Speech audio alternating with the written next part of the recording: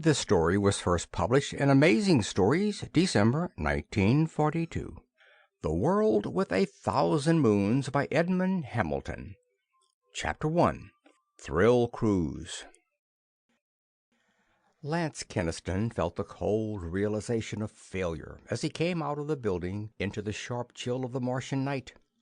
He stood for a moment, his lean, drawn face haggard in the light of the two hurtling moons. He looked hopelessly across the dark spaceport. It was a large one, for this ancient town of Syrtis was the main port of Mars. The forked light of the flying moons showed many ships docked on the tarmac. A big liner, several freighters, a small shining cruiser, and other small craft. And for lack of one of those ships, his hopes were ruined. A squat, brawny figure in shapeless space jacket came to Kenniston's side. It was Hulk Orr, the Jovian who had been waiting for him. "What luck?" asked the Jovian in a rumbling whisper. "It's hopeless," Kenniston answered heavily. "There isn't a small cruiser to be had at any price. The meteor miners buy up all small ships here." "The devil!" murmured Hulk Orr, dismayed. "What are we going to do? Go on to Earth and get a cruiser there?" "We can't do that," Kenniston answered. "You know we've got to get back to that asteroid within 2 weeks. We've got to get a ship here." Desperation made Kenniston's voice taut. His lean, hard face was bleak with knowledge of disastrous failure. The big Jovian scratched his head. In the shifting moon's light, his battered green face expressed ignorant perplexity as he stared across the busy spaceport. "The shining little cruiser there would be just the thing," Hulk Orr muttered, looking at the gleaming, torpedo-shaped craft nearby. "It would hold all the stuff we've got to take, and with robot controls we two could run it." "We haven't a chance to get that craft," Kenniston told him. "I found out that it's under charter to a bunch of rich Earth youngsters who came out here in it for a pleasure cruise. A girl named Loring, heiress to Loring Radium, is head of the party." The Jovian swore. "Just the ship we need, and a lot of spoiled kids are using it for thrill hunting." Kenniston had an idea. "It might be," he said slowly, "that they're tired of the cruise by this time and would sell us the craft. I think I'll go up to the Terra Hotel and see this Loring girl." "Sure, let's try it anyway," Hulk Orr agreed. The Earthman looked at him anxiously. "Oughtn't you keep under cover, Hulk? The Planet Patrol has had your record on file for a long time. If you happen to be recognized—" "Bah, they think I'm dead, don't they?" scoffed the Jovian. "There's no danger of us getting picked up." Kenniston was not so sure, but he was too driven by urgent need to waste time in argument. With the Jovian clumping along beside him, he made his way from the spaceport across the ancient Martian city. The dark streets of old Syrtis were not crowded. Martians were not a nocturnal people, and only a few were abroad in the chill darkness, even they being wrapped in heavy synth-wool cloaks from which only their bald red heads and solemn cadaverous faces protruded. Earthmen were fairly numerous in this main port of the planet.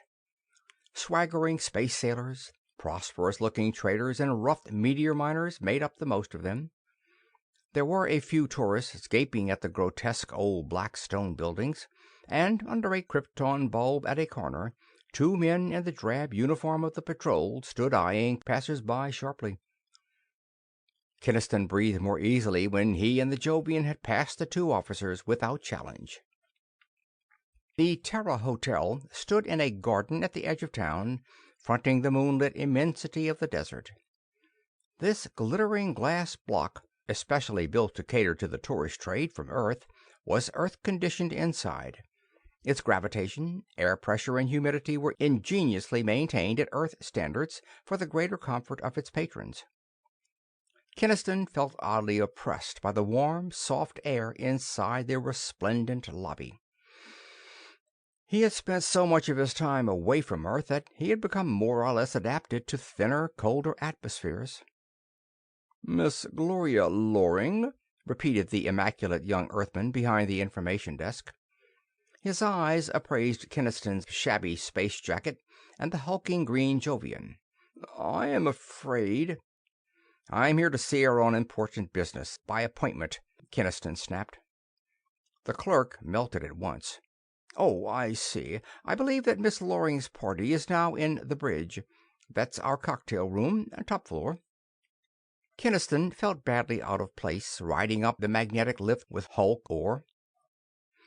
The other people in the car, Earthmen and women in the shimmering synthesilks of the latest formal dress, stared at him in the Jovian as though wondering how they had ever gained admittance. The lights, silks, and perfumes made Kenniston feel even shabbier than he was. All this luxury was a far cry from the hard, dangerous life he had led for so long amid the wild asteroids and moons of the outer planets.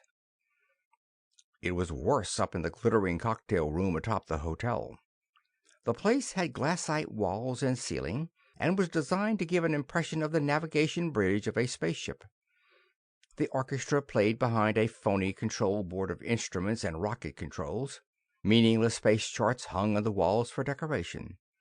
It was just the sort of pretentious sham, Kenniston thought contemptuously, to appeal to tourists.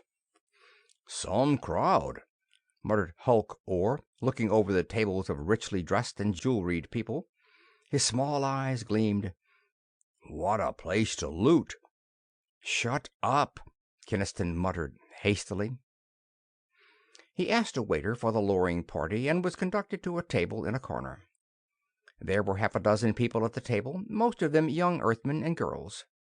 They were drinking pink Martian desert wine, except for one sulky-looking youngster who had stuck to Earth whiskey.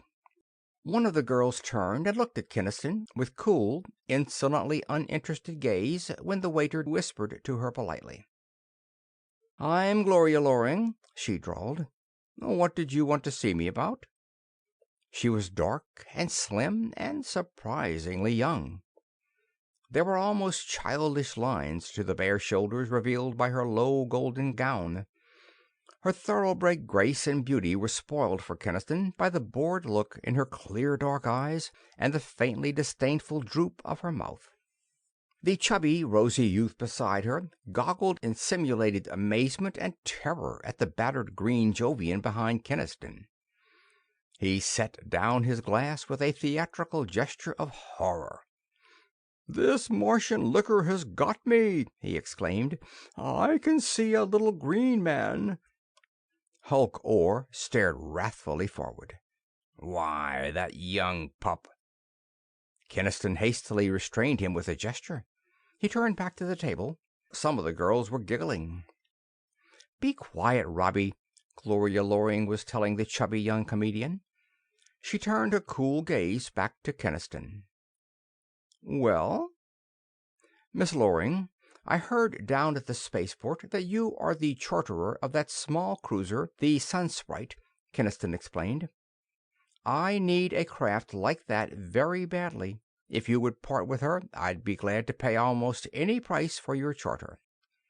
The girl looked at him in astonishment. "Why in the world should I let you have our cruiser?"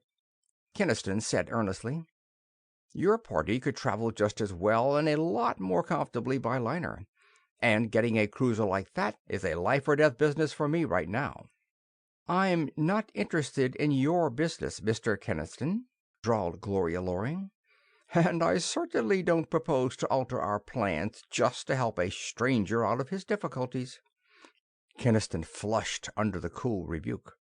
He stood there, suddenly feeling a savage dislike for the whole pampered group of them. "Beside that," the girl continued, "we chose the cruiser for this trip because we wanted to get off the beaten track of liner routes and see something new. We're going from here out to Jupiter's moons." Kenniston perceived that these bored, spoiled youngsters were out here hunting for new thrills on the interplanetary frontier. His dislike of them increased. A clean-cut, sober-faced young man, who seemed older and more serious than the rest of the party, was speaking to the heiress.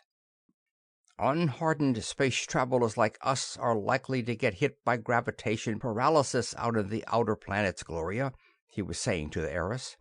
"I don't think we ought to go further out than Mars." Gloria looked at him mockingly.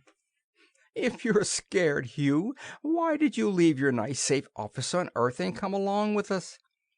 The chubby youth called Robbie laughed loudly. "We know why Hugh Murdoch came along. It's not thrills he wants. It's you, Gloria." They were all ignoring Kenniston now.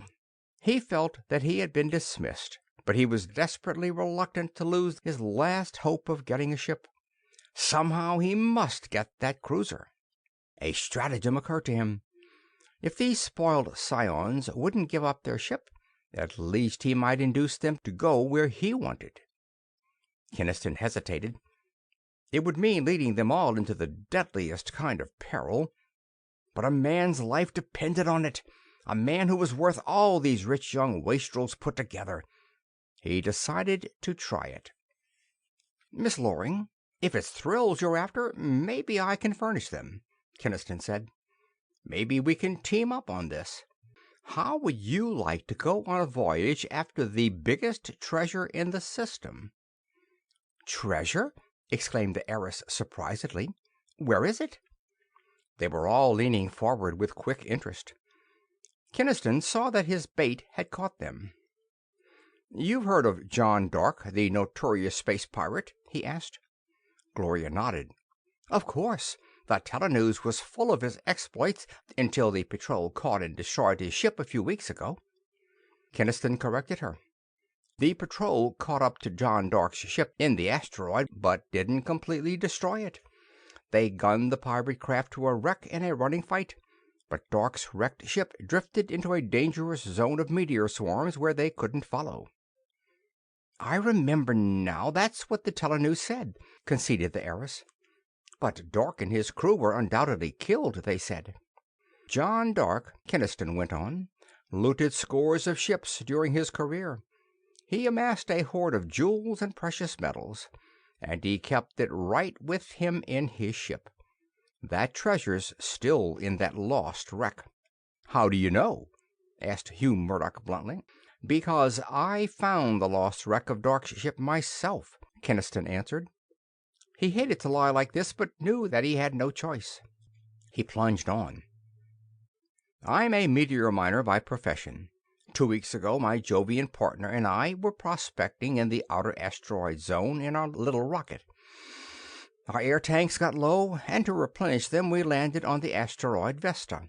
That's the big asteroid they call the world with 1,000 moons, because it's circled by a swarm of hundreds of meteors.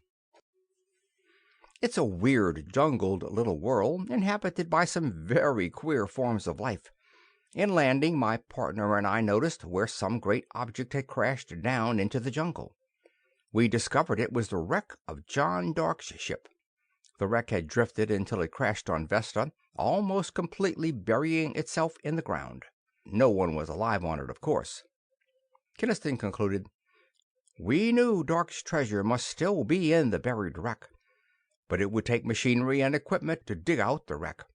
So we came here to Mars, intending to get a small cruiser, load it with the necessary equipment, and go back to Vesta and lift the treasure. Only we haven't been able to get a ship of any kind." He leaned toward the girl. "Here's my proposition, Miss Loring. You take us and our equipment to Vesta in your cruiser, and we'll share the treasure with you 50-50. What do you say?" The blonde girl beside Gloria uttered a squeal of excitement. "Pirate treasure! Gloria, let's do it! What a thrill it would be!" The others showed equal excitement. The romance of a treasure hunt in the wild asteroids lured them rather than the possible rewards. "We'd certainly be able to take back a wonderful story to Earth if we found John Dark's treasure," admitted Gloria with quick, eager interest. Hugh Murdoch was an exception to the general enthusiasm. He asked Kenniston, "How do you know the treasure's still in the buried wreck?" "Because the wreck was still undisturbed," Kenniston answered. "And because we found these jewels on the body of one of John Dark's crew, who had been flung clear somehow when the wreck crashed." He held out a half-dozen gems he took from his pocket. They were Saturnian moonstones, softly shining white jewels whose brilliance waxed and waned in perfect periodic rhythm. "These jewels," Kenniston said, "must have been that pirate's share of the loot. You can imagine how rich John Dark's own hoard must be." The jewels, worth many thousands, swept away the lingering incredulity of the others, as Kenniston had known they would. "You're sure no one else knows the wreck is there?" Gloria asked breathlessly. "We kept our find absolutely secret," Kenniston told her. "But since I can't get a ship any other way, I'm willing to share the hoard with you. If I wait too long, someone else may find the wreck."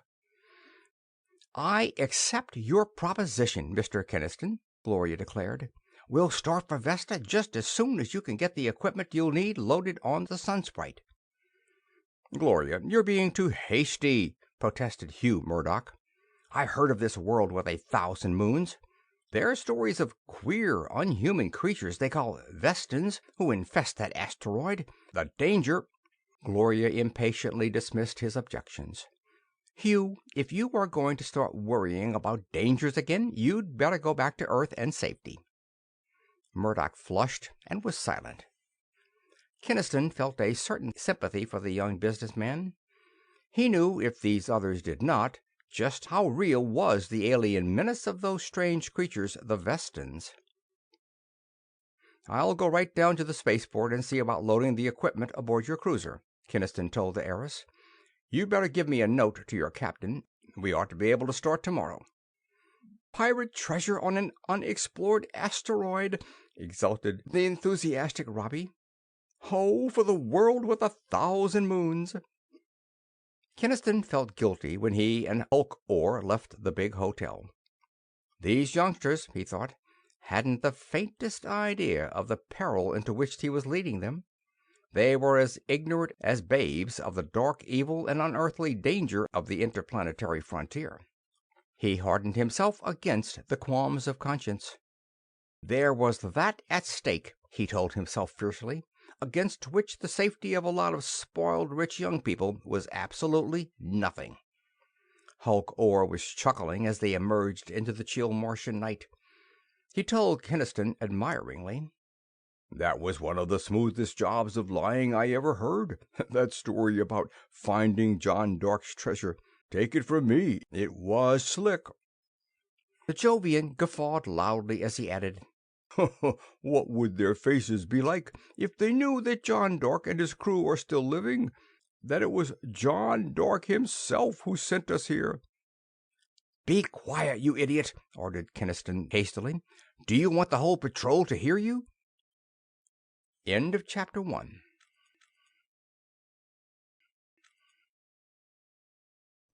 Chapter 2. Discovered. The Sunsprite throbbed steadily through the vast, dangerous wilderness of the asteroidal zone. To the eye, the cruiser moved in a black void starred by creeping crumbs of light.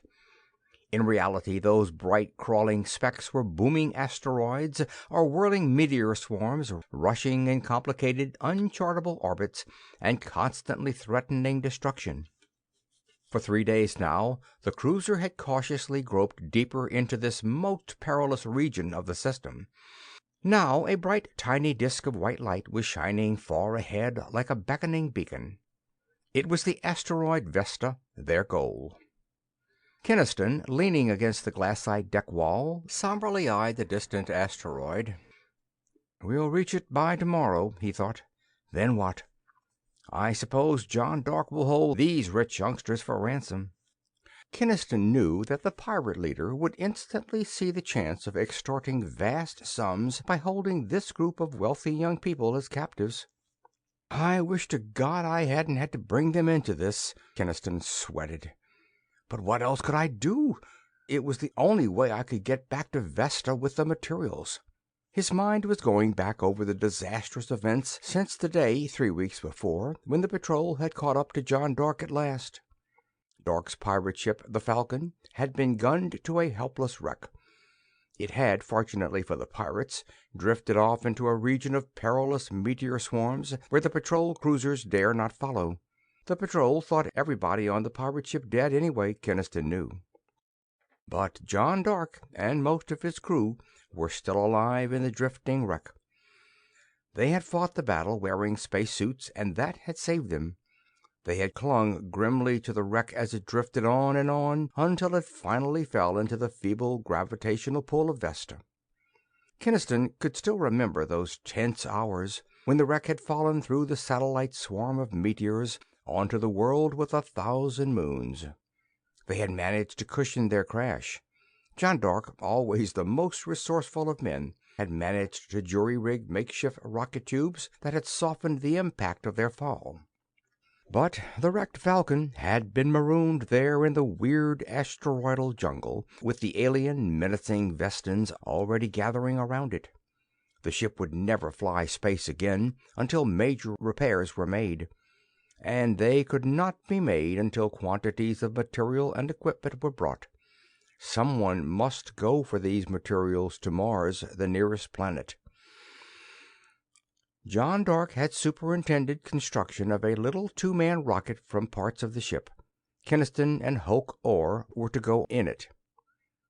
"You must be back with that list of equipment and materials within 2 weeks, Kenniston," Dark had emphasized. "If we stay castaway here longer than that, either the Vestans will get us or the patrol discover us." The pirate leader had added, "The moon jewels I've given you will more than pay for a small cruiser if you can buy one at Mars. If you can't buy one, get one any way you can, but get back here quickly." Well, Kenniston thought grimly, he had got a cruiser in the only way he could. Down in its hold were the barrelloy plates and spare rocket tubes and new cyclotrons he had had loaded aboard at Syrtis. But he was bringing back to Vesta with him a bunch of thrill-seeking, rich young people who believed they were going on a romantic treasure hunt. What would they think of him when they discovered how he had betrayed them? "That's Vesta, isn't it?" spoke a girl's eager voice behind him, interrupting his dark thoughts. Kenniston turned quickly.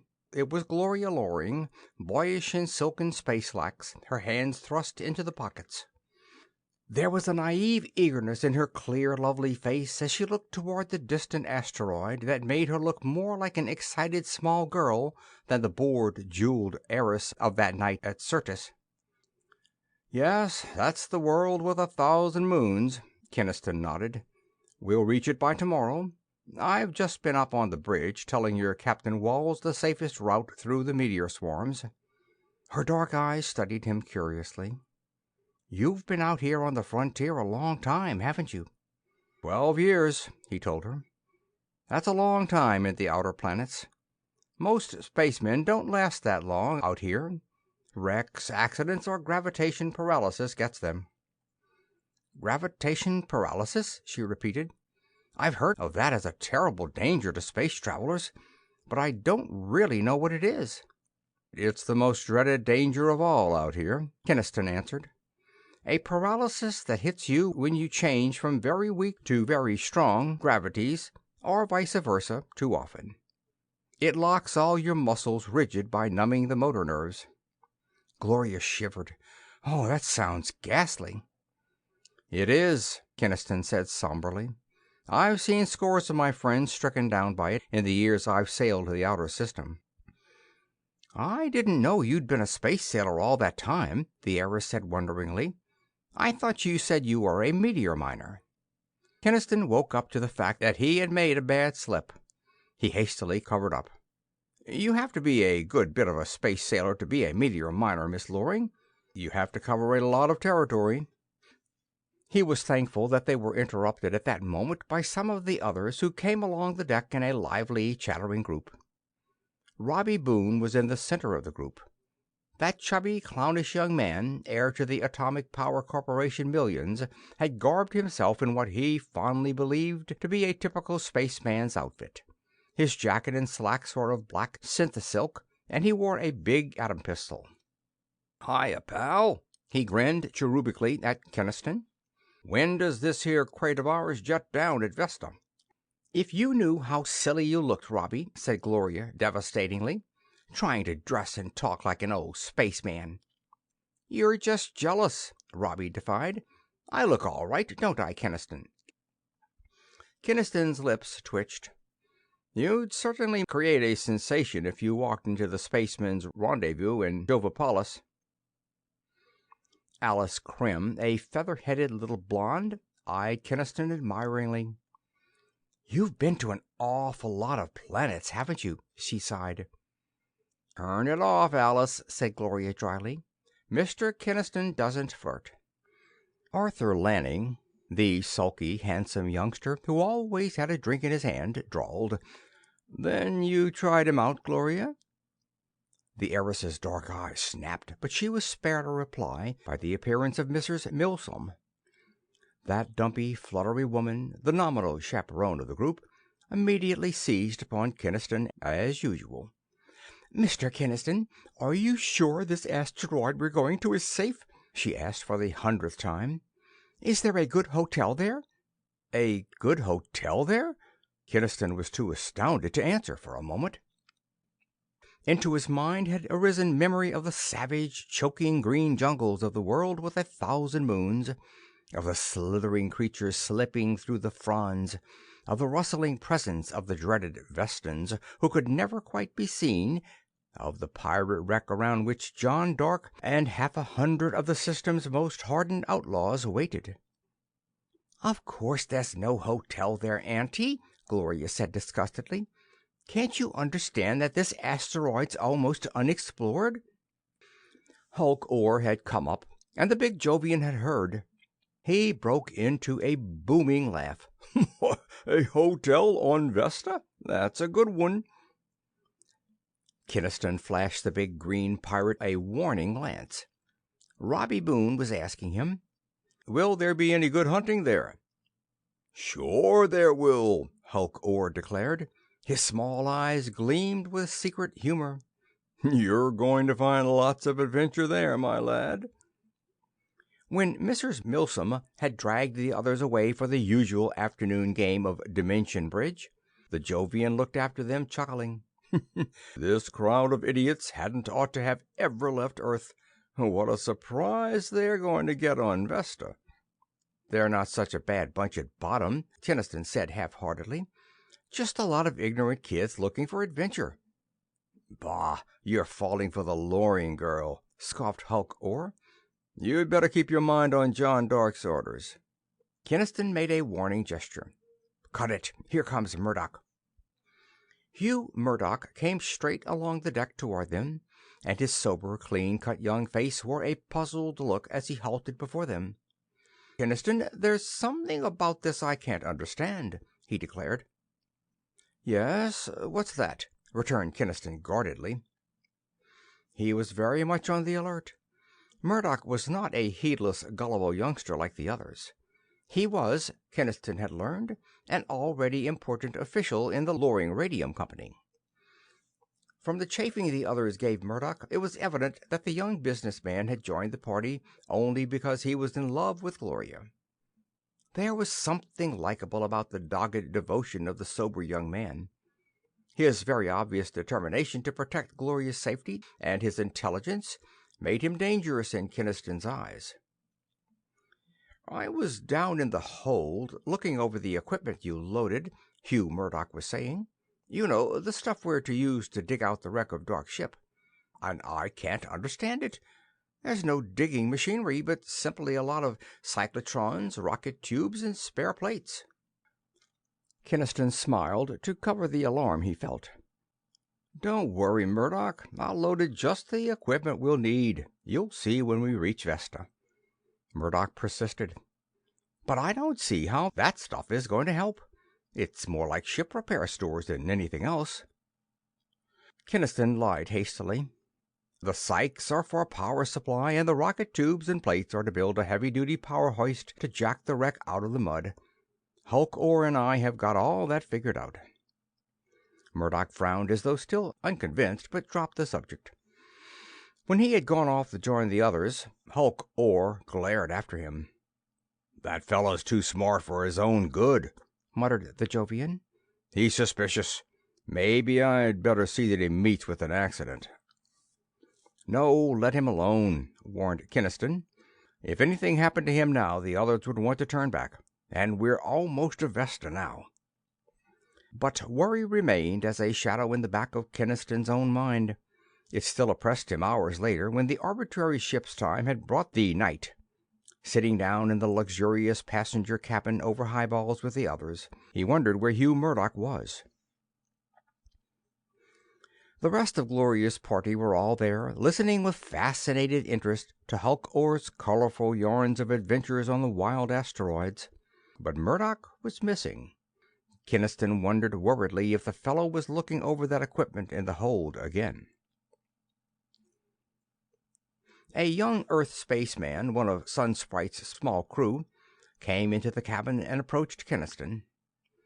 "Captain Wals's compliments, sir, and would you come up to the bridge? He'd like your advice about the course again." "I'll go with you," Gloria said as Kenniston rose. "I like it up in the bridge best of any place on the ship."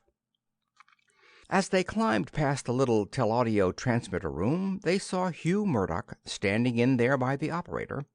He smiled at Gloria. "I've been trying to get some messages through to Earth, but it seems we're almost out of range," he said ruefully. "Can't you ever forget business, Hugh?"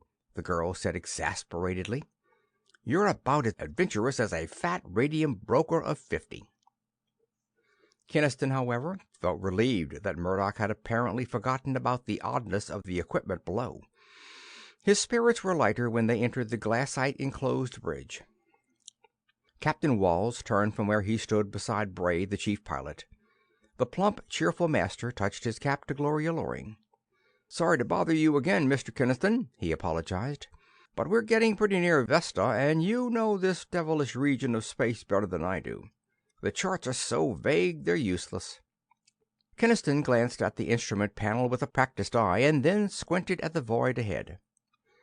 The Sunsprite was now throbbing steadily through a starry immensity whose hosts of glittering points of light would have made a bewildering panorama to layman's eyes. They seemed near none of those blazing sparks, yet every few minutes red lights blinked and buzzers sounded on the instrument panel. At each such warning of the meteorometers, the pilot glanced quickly at their direction dials and then touched the rocket throttles to change course slightly. The cruiser was threading a way through unseen but highly perilous swarms of rushing meteors and scores of thundering asteroids. Vesta was now a bright pale green disk like a little moon. It was not directly ahead, but lay well to the left. The cruiser was following an indirect course that had been laid to detour it well around one of the bigger meteor swarms that was spinning rapidly toward Mars.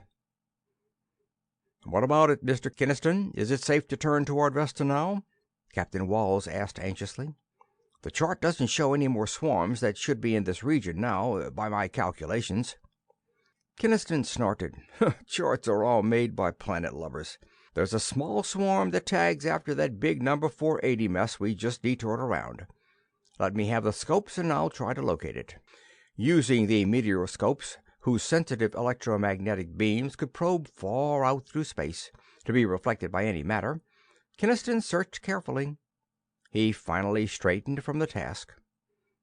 "It's all right. The tag swarm is on the far side of number 480, he reported. "It should be safe to blast straight toward Vesta now." The captain's anxiety was only partly assuaged. "But when we reach the asteroid, what then? How do we get through the satellite swarms around it?" "I can pilot you through that," Kenniston assured him. "There's a periodic break in that swarm, due to gravitational perturbations of the spinning Meteor-Moons. I know how to find it." "Then we'll wake you up early tomorrow morning before we reach Vesta," vowed Captain Walls. "I've no hankering to run that swarm myself." "We'll be there in the morning?" exclaimed Gloria with eager delight. "How long, then, will it take us to find the pirate wreck?" Kenniston uncomfortably evaded the question. "I don't know. It shouldn't take long. We can land in the jungle near the wreck." His feeling of guilt was increased by her enthusiastic excitement. If she and the others only knew what the morrow was to bring them. He did not feel like facing the rest of them now, and lingered on the dark deck when they went back down from the bridge. Gloria remained beside him, instead of going on to the cabin. She stood, with the starlight from the transparent deck wall falling upon her youthful face as she looked up at him. "You are a moody creature, you know," she told Kenniston lightly. "Sometimes you're almost human. Then you get all dark and grim again." Kenniston grinned despite himself. Her voice came in mock surprise. "Why, it can actually smile! I can't believe my eyes." Her clear young face was provocatively close, the faint perfume of her dark hair in his nostrils. He knew that she was deliberately flirting with him, perhaps mostly out of curiosity. She expected him to kiss her, he knew. Damn it, he would kiss her. He did so, half ironically, but the ironic amusement faded out of his mind somehow at the oddly shy contact of her soft lips. "Why, you're just a kid," he muttered. "A little kid masquerading as a bored, sophisticated young lady." Gloria stiffened with anger. "Don't be silly. I've kissed men before. I just wanted to find out what you were really like." "Well, did you find out?" Her voice softened. "I found out that you're not as grim as you look. I think you're just lonely." The truth of that made Kenniston wince. Yes, he was lonely enough, he thought somberly. All his old space mates passing one by one. "Don't you have anyone?" Gloria was asking him wonderingly. "No family except my kid brother Ricky," he answered heavily. "And most of my old space partners are either dead or else worse, lying in the grip of gravitation paralysis." Memory of those old partners re-established Kenniston's wavering resolution. He mustn't let them down. He must go through with delivering this cruiser's cargo to John Dark, no matter what the consequences. He thrust the girl almost roughly from him. "It's getting late. You'd better turn in like the others." But later, in his bunk in the little cabin he shared with Hulk Orr, Kenniston found memory of Gloria a barrier to sleep. The shy touch of her lips refused to be forgotten. What would she think of him by tomorrow? He slept, finally. When he awakened, it was to realization that someone had just sharply spoken his name. He knew drowsily it was morning, and thought at first that Captain Walls had sent someone to waken him. Then he stiffened as he saw who had awakened him. It was Hugh Murdoch. The young businessman's sober face was grim now, and he stood in the doorway of the cabin with a heavy atom pistol in his hand. "Get up and dress, Kenniston," Murdoch said sternly. "And wake up your fellow pirate, too. If you make the wrong move, I'll kill you both." End of Chapter 2.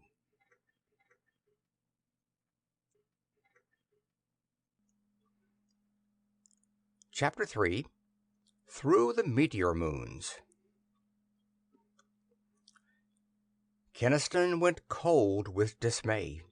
He told himself numbly that it was impossible Hugh Murdoch could have discovered the truth. But the grim expression on Murdoch's face and the naked hate in his eyes were explainable on no other grounds. The young businessman's finger was tense on the trigger of the atom pistol. Resistance would be senseless. Mechanically, Kenniston slipped from his bunk and threw on his slacks and space jacket.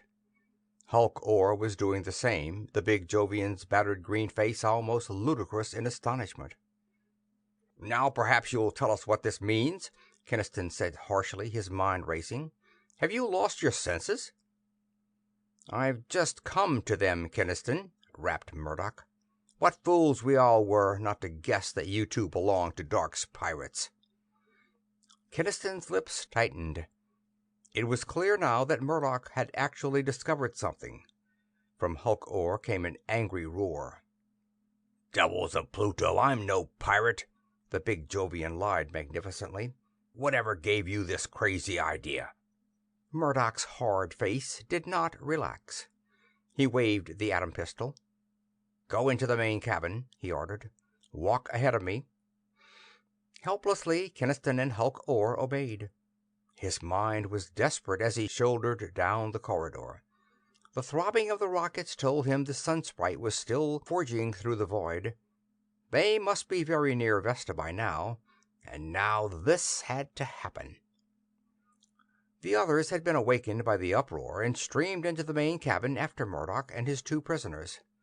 Kenniston glimpsed Gloria, slim in a silken negligee, her dark eyes round with amazement.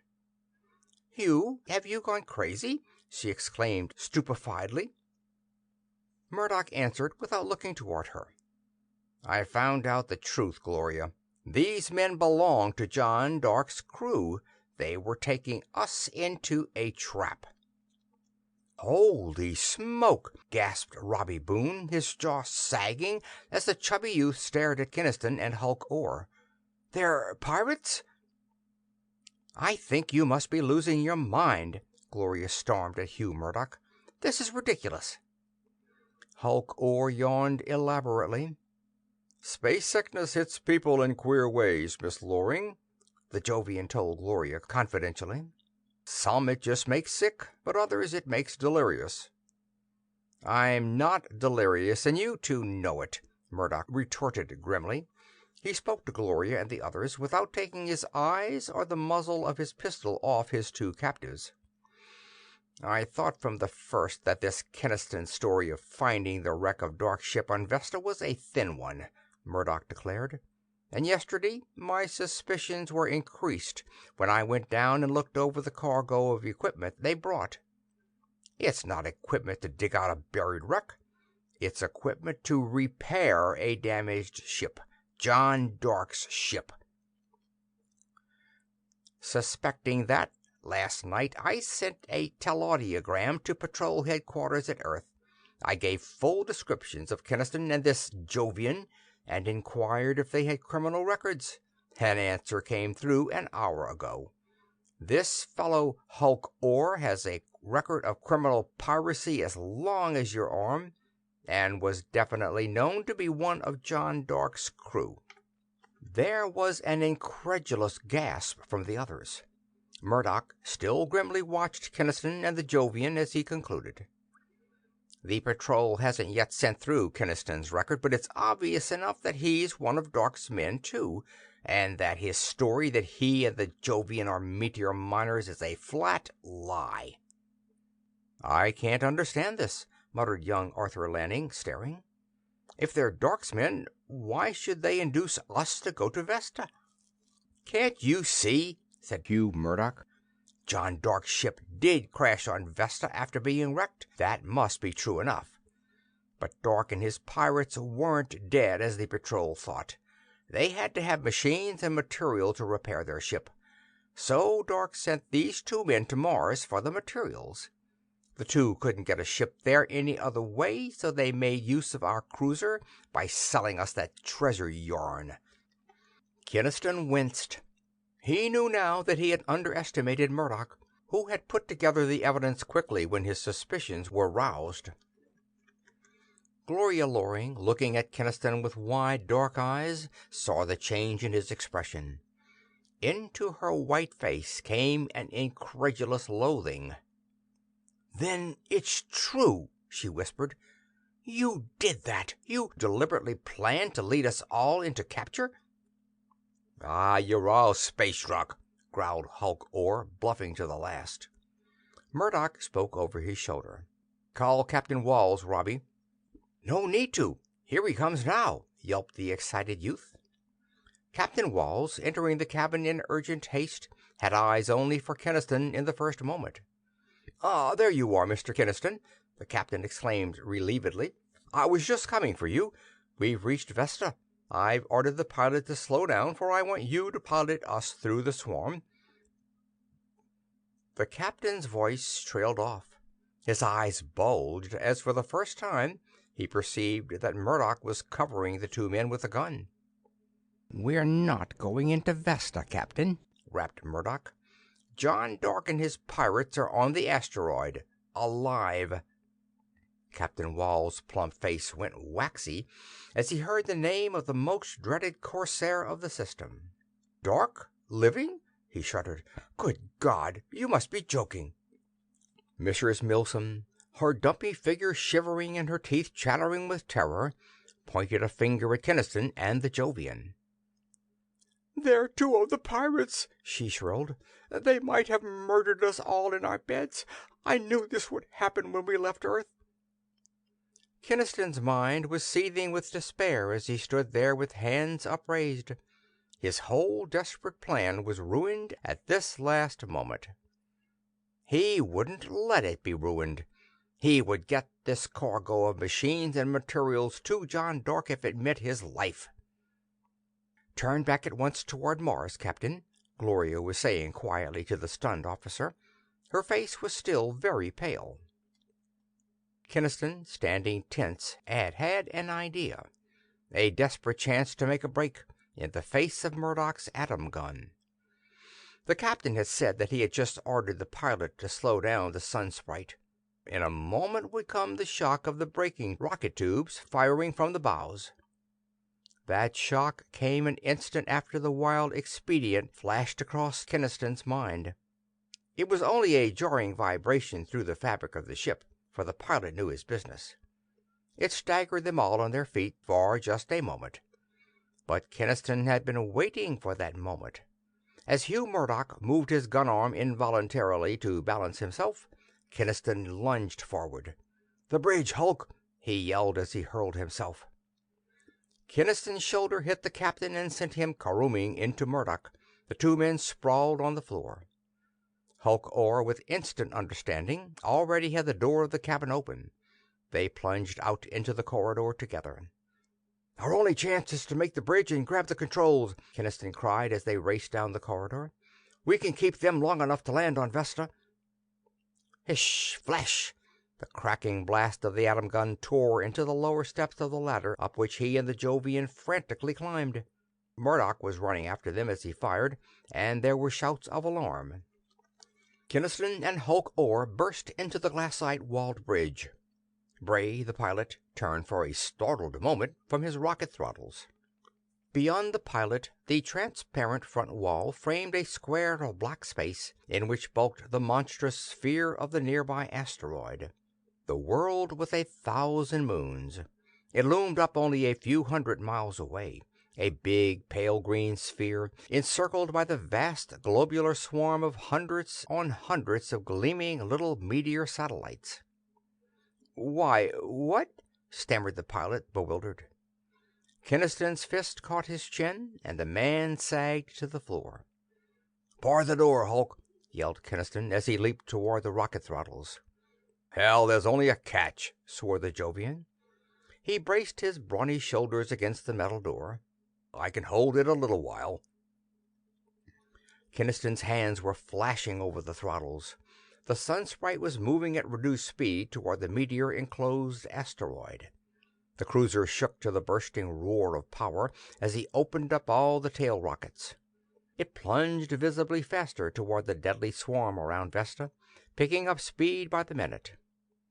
Rocking, creaking, quivering to the dangerous rate of acceleration Kenniston was maintaining, the little ship rushed ahead. But now there was loud hammering at the bridge room door. "Open up that door or we'll burn it down," came Captain Wals's yell. Kenniston didn't turn. Hunched over the throttles, peering tensely ahead, he was tautly estimating speed and direction. His eyes searched frantically for the periodic break in the outer meteors. There was a muffled crackling, and the smell of scorched metal flooded the bridge room. A hoarse exclamation of pain came from Hulk Orr. "They got my arm through the door, damn them!" cursed the Jovian. "Hurry, Kenniston!" Kenniston was driving the sun sprite full speed toward the whirling crowd of meteors around the asteroid. He had spotted the break in the cloud, the periodic opening caused by the gravitational influence of another nearby asteroid. It was not a real opening. It was merely a small area in the swarm where the rushing meteors were not so thick, and where a ship had a chance to worm through by careful piloting. Kenniston only remotely heard the struggle that Hulk Orr was putting up to hold the door against the hammering crowd outside. His mind was wholly intent on the desperately ticklish piloting at hand. He cut speed and eased the Sunsprite down into that thinner area of the meteor swarm. Space around them now seemed buzzing with rushing, brilliant little moons. The meteor meters had gone crazy, blinking and buzzing unceasing warning, their needles bobbing all over the direction dials. Instruments were useless here. He had to work by sight alone.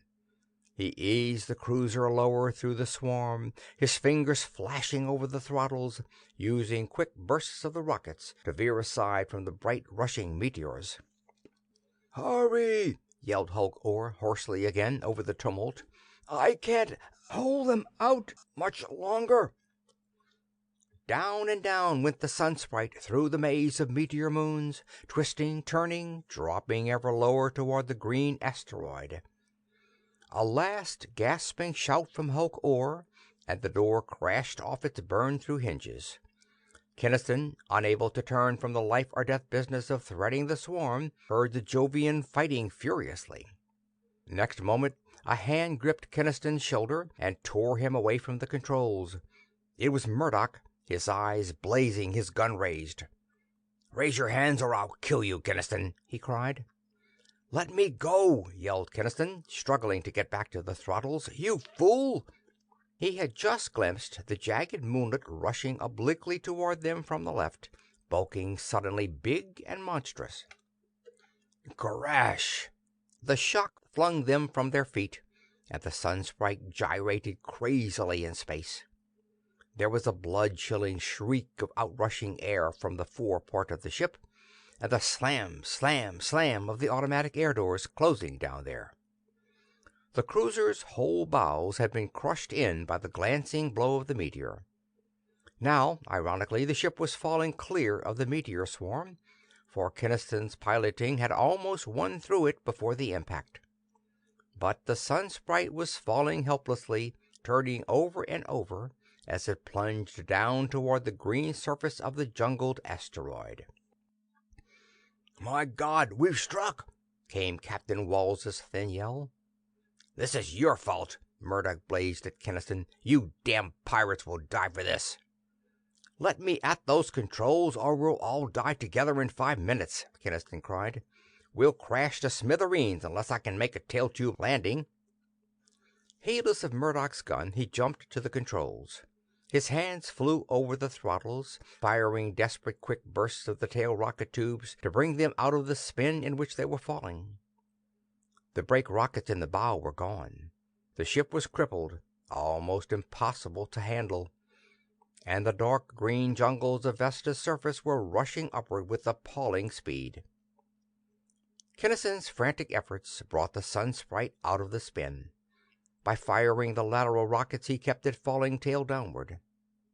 "We're goners!" yelled someone in the stricken ship. "We're going to crash!" Air was screaming outside the plummeting ship. Kenniston, his hands superhumanly tense on the throttles, mechanically estimated their distance from the uprushing green jungles. He glimpsed a little black lake in the jungle, and near it the big circle of an electrified stockade.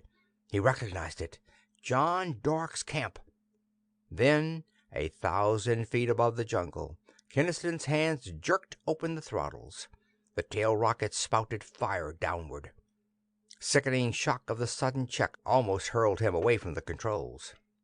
His hands jabbed the throttles in and out with lightning rapidity, checking their further fall with one quick burst after another.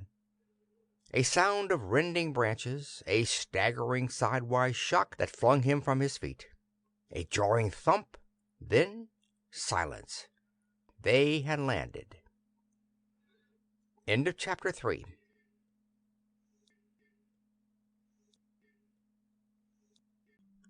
Chapter 4. The Vestans. Kenniston picked himself up groggily. The others in the bridge had been thrown against walls or floor by the shock, but seemed no more than bruised. Hulk Orr was nursing his burned arm, but Hugh Murdoch, staggering in a corner, still held his atom pistol trained on Kenniston and the Jovian. "My God, what a landing!" exclaimed Captain Walls, his plump face still white. "I thought we were done for." "Maybe we still are," Murdoch said grimly. He said savagely to Kenniston, "You think you've won, don't you? Because you've managed to crash us on this asteroid where your pirate boss is waiting?" "Listen, Murdoch," Kenniston began desperately. "Keep your hands up or I'll kill you both," blazed Murdoch. "March down to the main cabin." Kenniston and the Jovian obeyed. The Sun Sprite was lying sharply canted on its side, and it was difficult to scramble down through the tilted passageways and decks to the big main cabin. The cabin was a scene of confusion, for it was impossible to stand upright on its tilted floor. Young Arthur Lanning had been stunned, and Gloria Loring and the scared blonde girl, Alice Krim, were bathing his bruised forehead. Robbie Boone was peering wildly through a porthole at the sunlit tangle of green jungle outside. From Mrs. Milsom came a shrill, steady wail of terror. "Stop that screeching," Murdoch told the dumpy dowager brutally. "You're not hurt. Gloria, are you others all right?" Gloria raised her white face from her task. "Only bruised, Hugh." She did not look at Kenniston or the big Jovian as she spoke. Robbie Boone's teeth were chattering. "Murdoch, what are we going to do? We're wrecked on this hellish jungle asteroid." Murdoch paid the frightened, chubby youth no attention. Captain Walls, Bray, and 4 of the crew were entering the cabin. The captain and pilot had belted on atom pistols. Captain Walls's plump face was paler. "2 of the crew were killed, and our telaudio wrecked by that meteor," he reported. He glared at Kenniston. "You damned pirate! You're responsible for this." "If you hadn't dragged me away from the controls, the cruiser wouldn't have been struck," Kenniston denied. "And I'm not a pirate," Murdoch interrupted. "We'll settle with those 2 later," he told the enraged captain. "Right now we'll have to get out of the ship. We can't stay in here until we get it rightened on an even keel." Hulk Orr rumbled a warning. "Better be careful about going outside. Those cursed Vestans are thick in these jungles." "I'll have no advice from you 2 pirates," flamed the captain. "Bray, you and Thorpe keep your guns on them every minute." The heavy main space door was opened. Pale sunlight and warm, steamy air laden with rank scents of strange vegetation drifted in. Outside lay a raw clearing the falling ship had crushed out of the jungle. Captain Walls supervised as they all donned lead-soled weight shoes to compensate for the weaker gravity. Then they emerged, young Lanning being supported by Murdoch and Robbie. Kenniston and the Jovian were last to emerge under the watchful guns of their guards. The crew and passengers were looking around with wonder and revulsion. The silvery bulk of the Sun Sprite lay awkwardly heeled on its side. The symmetrical torpedo shape of the cruiser was now badly marred by the crumpled condition of its bow. All around them in the thin sunlight rose slender trees whose enormous green leaves grew directly from the trunks.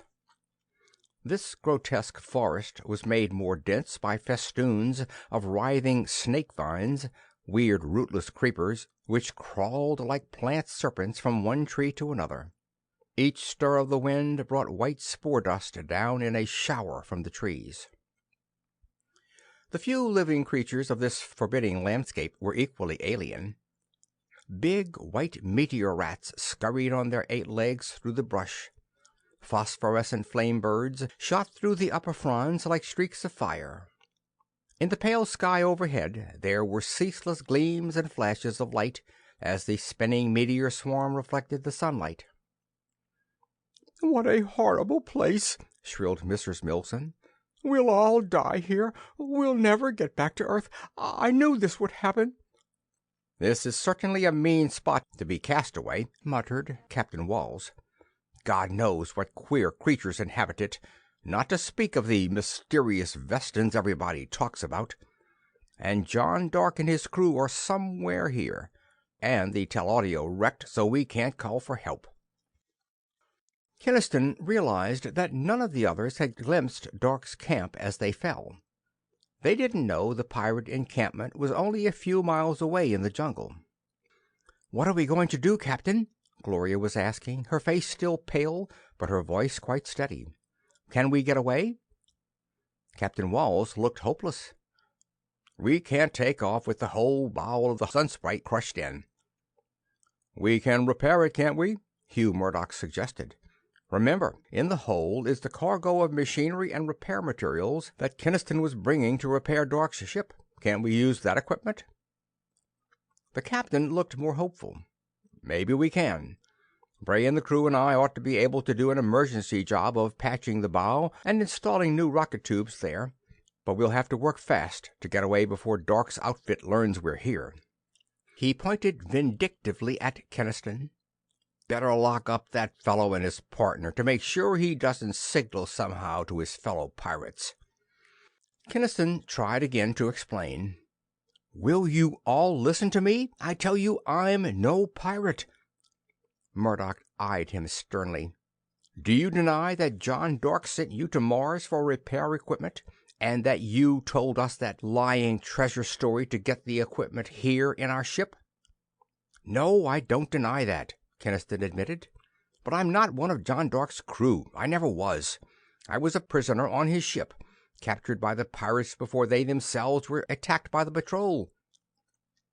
"Do you expect us to believe that?" Murdoch said incredulously. "It's true," Kenniston insisted. "My kid brother Ricky and I were captured by John Dark's outfit several weeks ago. We were prisoners on his ship when it was wrecked by the patrol. After the wreck drifted onto Vesta here, Dark wanted to send someone to Mars for repair equipment. He wouldn't send one of his own men in charge, for fear the man would double-cross him and never come back. So he sent me, his prisoner, on that errand. Hulk Orr came along to help me navigate a ship back, and I had to obey Dark and get the equipment back here at any cost, for Dark kept my brother Ricky prisoner here with him, and told me that if I didn't bring back that equipment, Ricky would be shot." Hulk Orr spoke up. "It's true, what Kenniston's telling you," rumbled the Jovian. I'm one of Dark's pirates, and I don't care a curse who knows it. But Kenniston did this only to save his brother." "I don't believe it," said Captain Walls flatly. "It's another of the smooth lies this fellow Kenniston makes up so easily." Gloria spoke to Kenniston, her dark eyes still accusing. "If what you say is true, and you're not a pirate, then you brought all of us into this danger simply to save your own brother?" Kenniston looked at her miserably. "Yes, I did. I was willing to lead you all into capture to save Ricky, but I had a reason." "Sure, you had a reason," Murdoch said bitterly. "What did the safety of strangers like us mean to you compared to your precious brother?"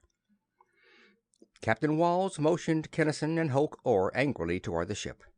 "Bray, take them in and lock them under guard in a cabin," he said. Hulk Orr suddenly yelled, "Look out, there's a Vestan!" Kenniston, his blood chilling with alarm, glanced to where the Jovian pointed. At the west edge of the clearing, a small animal had suddenly emerged from the dense green jungle.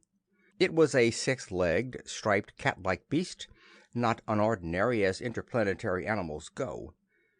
But its head looked queer, seeming to have a bulbous gray mass attached behind its ears. Captain Walls uttered a scoffing exclamation. "That's only an ordinary asteroid cat." "That is a Vestan!" Kenniston cried. "Shoot at its head!" His warning was too late. The cat-like beast had launched itself in a spring toward their group. As its striped body shot through the air, Walls triggered his atom pistol. The crackling blast of force tore into the body of the charging asteroid cat, and the beast fell heavily a few yards away. But as it fell, the small gray mass upon its neck suddenly detached itself from the dead animal and scuttled swiftly forward. It moved with blurring speed toward Bray, the nearest to it of the group. The little gray creature was no larger than a man's clenched fists together. It was a gray, wrinkled, featureless thing, except for pinpoint eyes and the tiny claw-like legs upon which it scurried. It reached Bray and ran swiftly up his legs and back as he swore startledly. Kenniston, made reckless of danger by his horror, yelled and lunged toward the pilot. Bray was swearing and trying to slap at the gray thing rushing up his back, but the little creature had now reached his neck. Clinging there, it swiftly dug 2 tiny needle-like antennae into the base of his neck. "Hold him!" Kenniston shouted hoarsely. "The Vestan has got him!" Bray had undergone a sudden metamorphosis as the gray creature dug its antennae into his neck. His face stiffened, became mask-like. The pilot turned and began to run swiftly toward the jungle. Kenniston's leap almost caught him, but Bray lashed out a fist that sent Kenniston sprawling. "Don't let him get away!" Kenniston yelled, scrambling up. But the others were too stricken by amazement and horror to interfere in time. Bray had already plunged into the jungle and was gone. "My God, what happened?" Captain Walls exclaimed dazedly. "Bray went clean crazy." His gun was pointing at Kenniston and Hulk Orr as though he held them responsible for what had occurred. "He didn't go crazy, but he's lost now," Kenniston said heavily. "That little gray creature was one of the Vestans." "But what did it do to him? That thing wasn't big enough to harm anybody." "That's all you know about it," said Hulk Orr ominously. "Those little Vestans are the most dangerous creatures in the system." "The Vestans," Kenniston added dully, "are semi-intelligent parasites. They live by attaching themselves to and taking control of some other creature's body. They do it by jabbing in those tiny needle-like antennae to contact the victim's nervous system. Thereafter, the Vestan controls the victim's body absolutely. When the victim dies or is hurt, the Vestan simply detaches himself and fastens upon a new victim." Horror was on the white faces of the others. Murdoch gulped and asked, "Then Bray—" "Bray is beyond saving now," Kenniston said. "The Vestan parasite will control his body till he dies. The Vestans always like to attach themselves to human beings. They know that a man's body is more versatile in its capabilities than an animal's." Twilight was beginning to descend upon the little clearing in the jungle, for the sun had gone down during the last few minutes. In the gathering dusk the jungle loomed dark and brooding about them. Overhead, the sky of this world, with 1,000 moons, was burgeoning into its full glory. The hundreds of Meteor-Moons that spun across the heavens were shining brighter and brighter in the deepening dusk. Captain Walls broke the spell of horror and dread. "We'd better get back inside the ship for tonight," he said nervously. "We can't do anything about repairs until tomorrow anyway. By then we'll have figured out some way to deal with those devilish creatures." Murdoch said bitterly to Kenniston, "Bray's end is your fault, Kenniston. You brought him and us and these women into this place, all for the sake of that brother of yours." "He'll stand trial for that when we get back to Mars," the captain vowed. "Even if he wasn't one of Dark's crew originally, by helping them he's made himself a space pirate liable to execution." Kenniston made no attempt to defend himself. He knew they wouldn't understand why he had sacrificed them for Ricky's sake, even if he told them. He and Hulk Orr were locked in one of the little cabins after it had been carefully searched. The crewman Thorpe was stationed as a guard outside their bolted door. Hulk Orr, who had bandaged his burned arm, looked around the dark little cabin disgustedly. "This is a devil of a fix to get into," swore the Jovian. "Here we've reached Vesta with the stuff, but can't let the chief know." Kenniston asked him earnestly, "Hulk, would John Dark really shoot Ricky if I didn't deliver the equipment? He said he would, but you know he needs Ricky." Kenniston was clinging to this last shred of hope for his brother. John Dark and his pirates did need Ricky, for Ricky was a physician, Dr. Richard Kenniston of the Institute of Planetary Medicine. That was why John Dark had spared the lives of the two brothers when he had captured them in the freighter in which they were returning to Earth from Saturn. Ordinarily, the pirate leader would have ruthlessly killed them as he killed all prisoners who were not rich enough to pay ransom. But the fact that Ricky was a physician had saved them. The pirates needed a doctor. They had kept the two brothers prisoner on their ship for that reason. Kenniston and Ricky had still been on the Falcon as prisoners when the patrol had finally caught up to it and wrecked it. "Dark knows that Ricky is a fine doctor, and he needs a doctor," Kenniston repeated hopefully to the Jovian. "Surely he wouldn't be foolish enough to shoot Ricky, even if I don't deliver the equipment." "Kenniston, don't fool yourself," warned Hulk Orr. "The chief said he'd shoot him if you weren't back with the stuff in 2 weeks, and shoot him he will. John Dark never breaks his word." That assurance sank the iron deeper into Kenniston's tormented soul. If that was true, and he knew in his heart it was, Ricky would die 2 days from now unless he'd delivered the repair equipment to Dark. He mustn't let Ricky die. Too much depended on his young brother's life. He must save Ricky, even if it did mean the capture of Gloria and the others by the pirates. Better that they be held for ransom than for Ricky to be killed. Kenniston got to his feet, rigid with decision. "Then we've got to get out of here," he muttered. "We've got to escape and take word to Dark that the equipment is here." He continued quickly. "Hulk, Dark's camp is only a few miles north of here. I spotted it as the Sunsprite fell." Hulk Orr uttered an exclamation. "Why the devil didn't you tell me so? I figured it was on the other side of the asteroid, maybe, and that we'd never find it in the jungle even if we did get away." "It still won't be easy for us," Kenniston warned.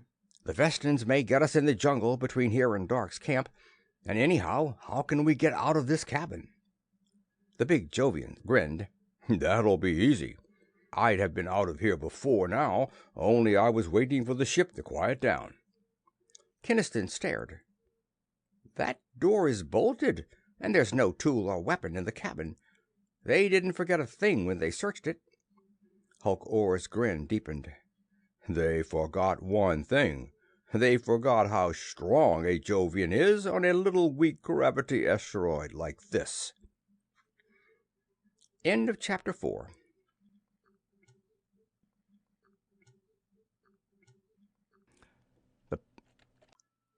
Chapter 5. Night Attack. Kenniston caught desperately at the hope implied by the Jovian's words. "What do you mean, Hulk?" "I mean that I'm 100 times stronger on this little asteroid than I am on my own world, Jupiter. I can break the bolt of that door any time I want to." "But there's an armed guard stationed outside it." "I know, and that's where you come in, Kenniston. When I rip the door open, you be ready to jump the guard." Kenniston considered swiftly. The chance of their getting out of the ship and safely through the jungles to the pirate camp, even if they escaped this cabin, seemed a slim one. Yet it presented the only possibility of delivering the equipment in the hold to John Dark. The bitter irony of it struck Kenniston for the 100th time. He, Lance Kenniston, honorable spaceman for a dozen years, working desperately to aid the most notorious pirate in the void, even drawing into danger a girl for whom he felt— He shut Gloria out of his mind. He mustn't think of her now. He must think only of Ricky and of what would be lost if Ricky died. He must risk everything, sacrifice everything, to prevent that loss. "We might as well try it now," he told the Jovian in low tones. "The ship seems quiet."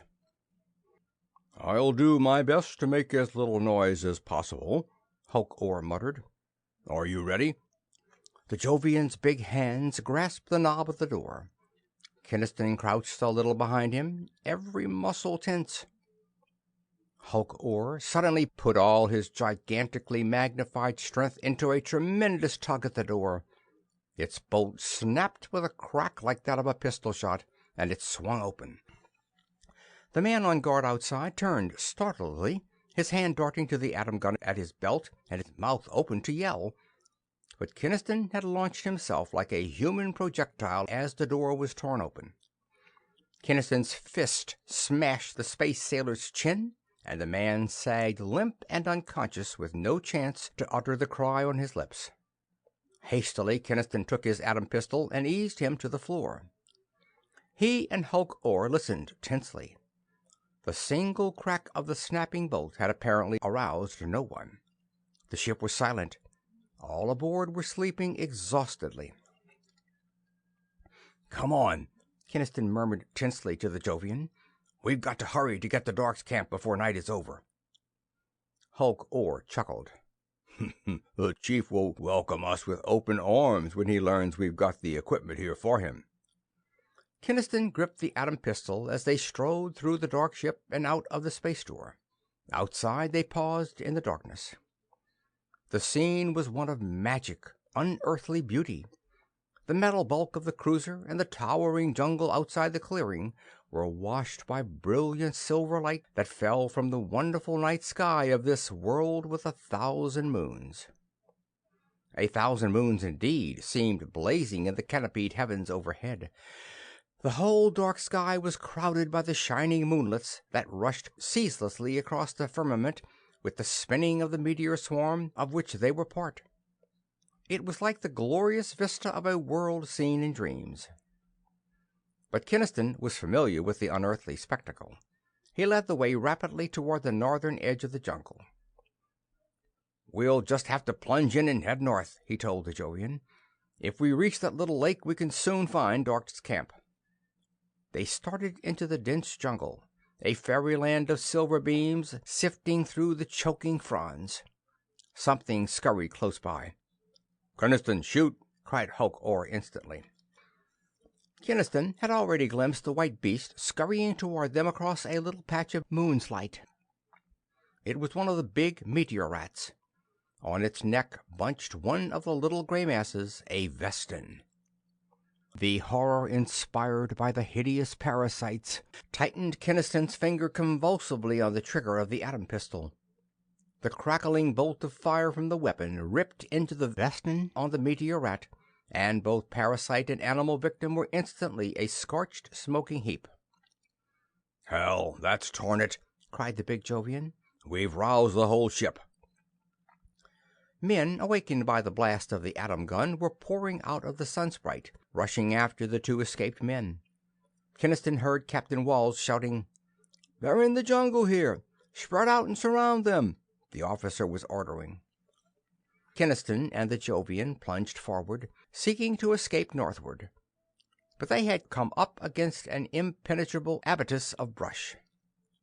Before they could find a way around it, they heard men crashing all around them. They were completely encircled.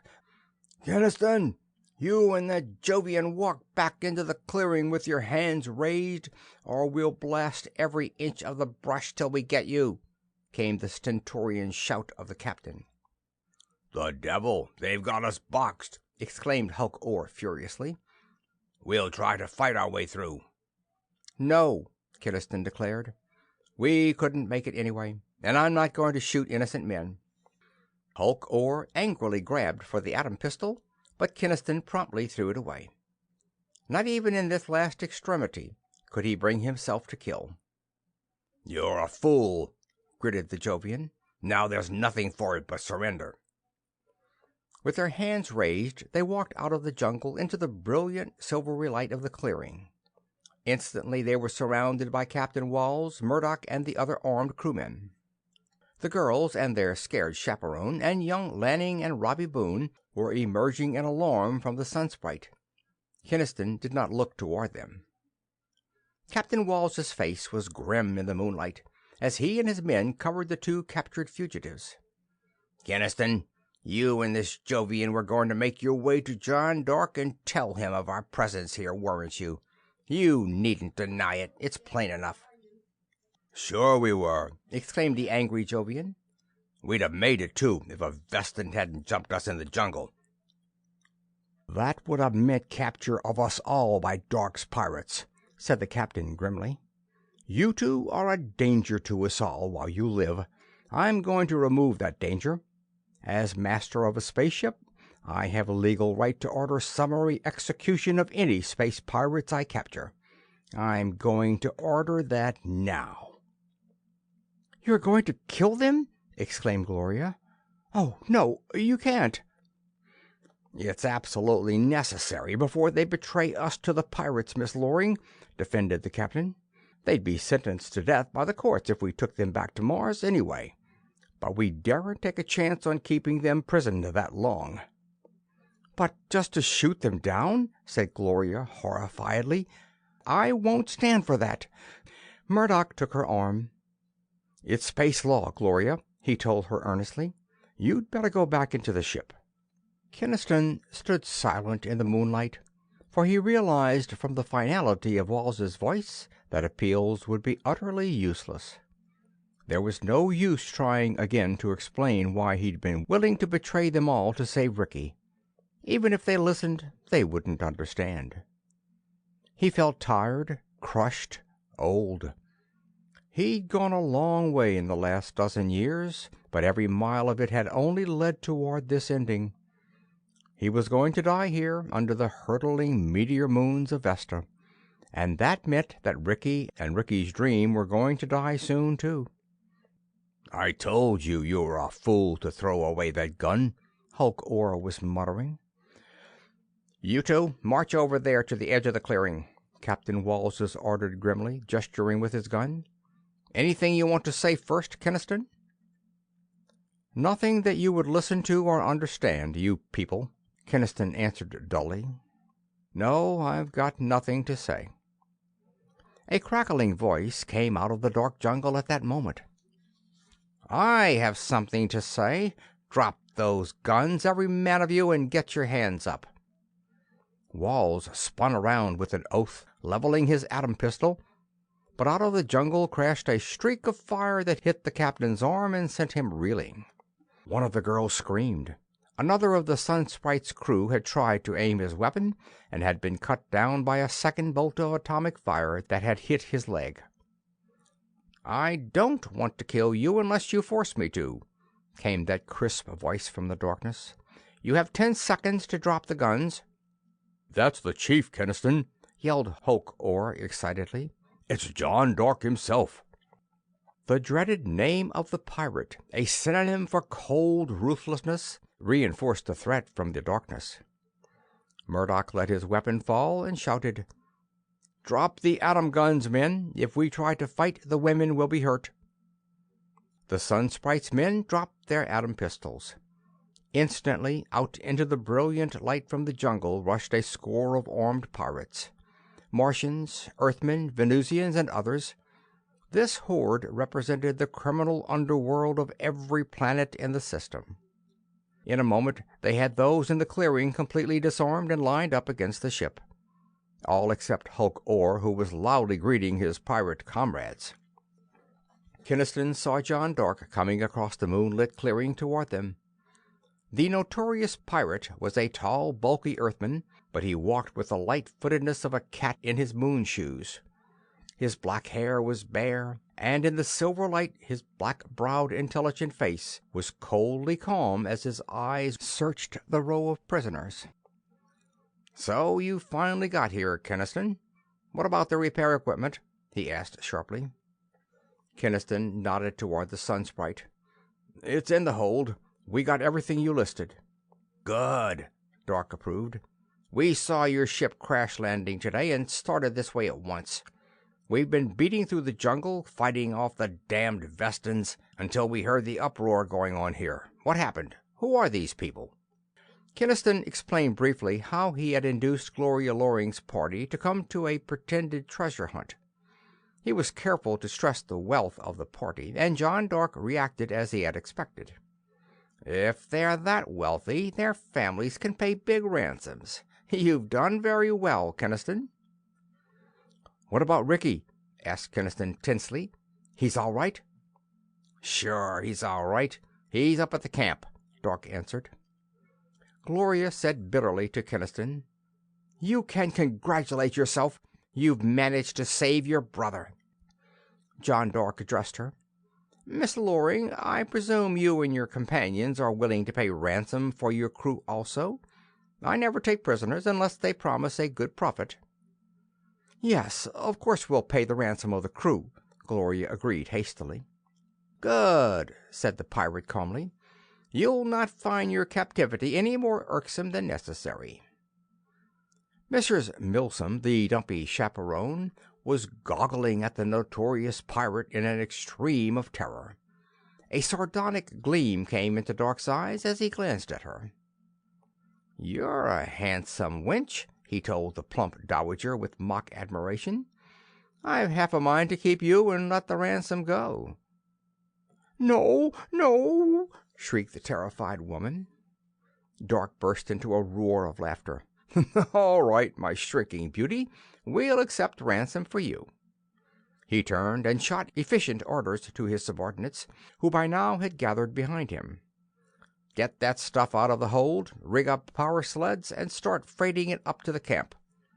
You'll have to cut a path through the jungle. Use atom blasters to burn one out."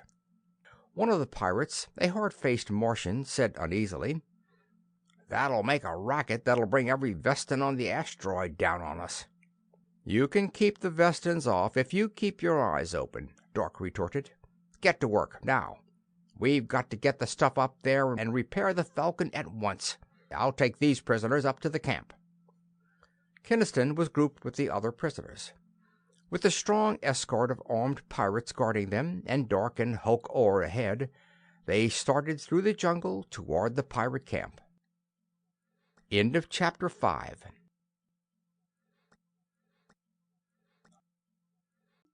Chapter 6. Asteroid Horror. The pirate encampment was a big clearing hacked from the jungle a mile west of the little lake. In this space lay the long, looming black mass of the most dreaded corsair ship ever to sail the void. The Falcon had been righted to even keel, but its crippled condition was evident in the fused, wrecked condition of its tail rocket tubes. The whole camp was enclosed and protected by a shimmering blue dome of electric force. This emanated from a heavy copper cable that completely encircled the clearing, and which drew its power from insulated cables that led into the ship to generators driven by the few cyclotrons still functioning. This protective electric wall had been set up at John Dark's orders to keep out the dreaded Vestans. John Dark raised his voice as he and his men, with their prisoners, approached the shimmering wall of the camp. "Ken Ibo, drop the wall for us." They saw the hard-looking Martian, who was Dark's second in command, dive into the ship to turn off the power of the electric barrier. It died, and Dark's party entered the clearing. Then the electric wall sprang into being again behind them. Kenniston looked swiftly around. There were a score more of the motley pirates here in the camp. Also, near the side of the looming black Falcon, were the small, rough log huts that Dark's men had constructed. Dark's black eyes were triumphant as he told his Martian lieutenant, "Kenniston and Hulk Orr brought back the equipment all right, and also brought some people who'll bring big ransoms. Their wrecked ship is a few miles south. You go down there with half the men here and help the others bring up the equipment." Ken Ibo, looking a little apprehensively out at the jungle, obeyed. Dark motioned Kenniston and the other captives toward one of the huts by the big ship. "That hut will be your quarters until we get the Falcon repaired," declared the pirate leader. "Any of you who try to leave it will be shot at sight. I hope you'll not be foolish enough to attempt escape." "That's right, folks. You wouldn't have a chance," Hulk Orr told them earnestly. "Even if you could get out through the electric wall, the Vestans would get you. They're thick in the jungle around here." They silently entered the hut. Its broad open windows admitted enough of the dazzling moonlight to brighten its interior. A dark, eager-looking young Earthman sprang up as they entered and rushed to pump Kenniston's hand. "Lance, you got back safely!" he exclaimed. "Thank the Lord! I've been worrying myself almost crazy about you." "How about you, Ricky?" Kenniston asked his young brother anxiously. "You all right?" Ricky Kenniston nodded quickly. "Sure, I'm okay. But things haven't been so good here, Lance. The Vestans have got a half-dozen pirates who ventured outside the wall in the last few days." These creatures literally haunt the jungles around here now. I think they've been drawn here from all over the asteroid." Ricky looked wonderingly at Gloria and the others who were entering the hut. "Lance, who are all these people? Are they prisoners of the dark, too?" "Yes, we're prisoners," Hugh Murdoch told him bitterly with a savage glance at Kenniston. "We're prisoners because your brother sacrificed us all to get back here and save your neck." "Lance, you didn't do that!" Ricky exclaimed in distress. "I had to, Ricky," Kenniston protested. "It meant your life if I didn't." "Of course," Murdoch agreed ironically. "What importance are we compared to saving your young brother's life?" Kenniston spoke slowly to Murdoch and Gloria and the others. "It wasn't merely Ricky's life at stake that made me sacrifice you all. It was more than that. I tried to tell you before, but you wouldn't listen." Kenniston went across the hut and brought back the square black medicine case of his young physician brother. He opened it, and out of the vials and instruments inside he took a square bottle of milky fluid. "This is what I sacrificed everything to save," Kenniston said simply. They all stared. "What is it?" Gloria asked, puzzled. "It's Ricky's discovery," Kenniston said. "It's a preventative and cure for gravitation paralysis." Captain Walls, himself an old-time spaceman, was first of the group to appreciate the significance of the statement. The captain gasped. "A preventative for gravitation paralysis? Kenniston, are you sure?" Kenniston nodded gravely. "Yes, Ricky has been working on the problem a long time back in the Institute of Planetary Medicine.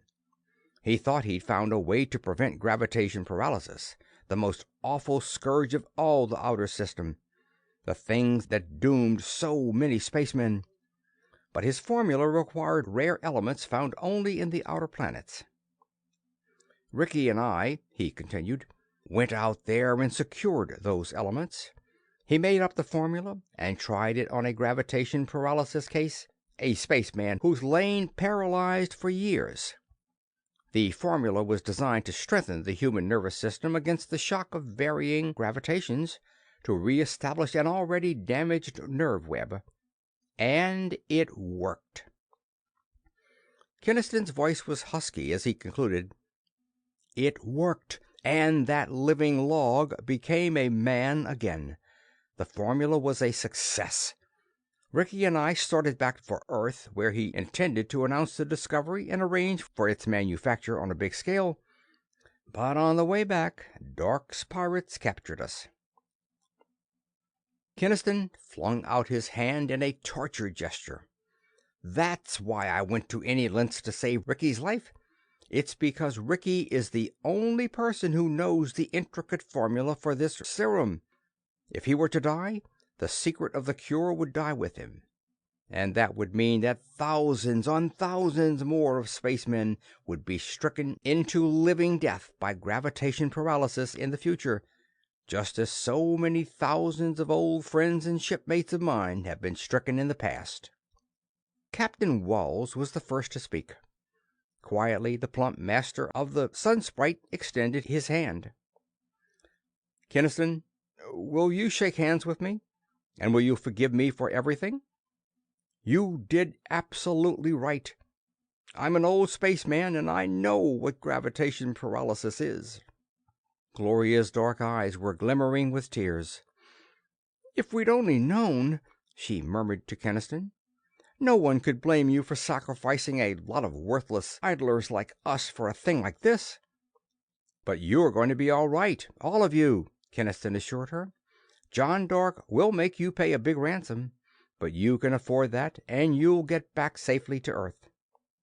"Thank heaven for that!" exclaimed Mrs. Milsom. "I can't understand all this scientific talk of yours, but I do know that that pirate chief means no good to me. Didn't you see the lustful looks he gave me?" The laugh that greeted this lessened the tension. Kenniston turned as Ricky plucked at his arm. "What about ourselves, Lance?" Ricky said quietly. "Dark still won't let us go, you know. He still needs me as a doctor." Hugh Murdoch stepped forward. "Dark would let you both go for a big enough ransom. I'd like to pay it for you." The handsomeness of Murdoch's gesture moved Kenniston. He was only able to mutter his thanks.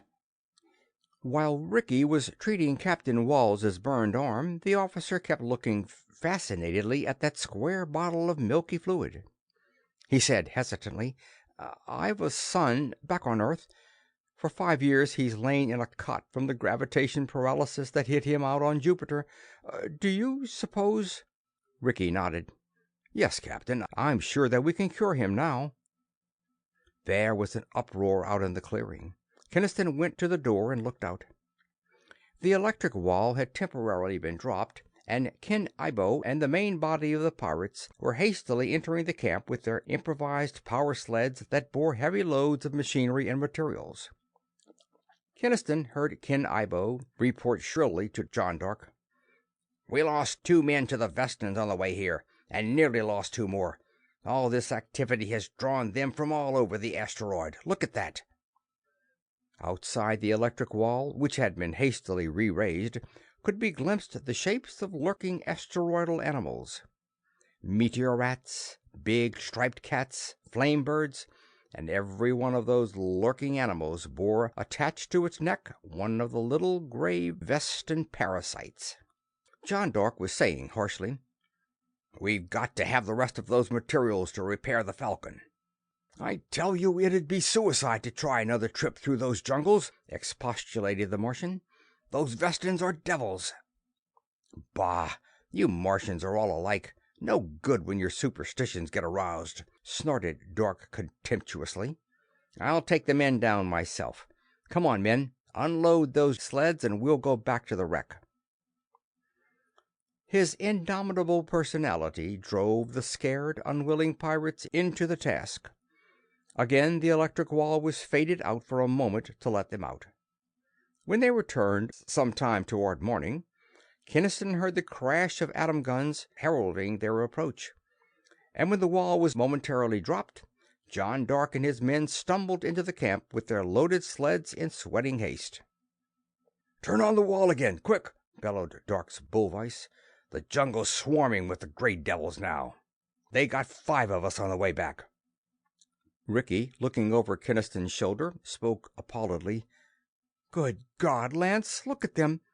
I didn't know there were so many Vestans."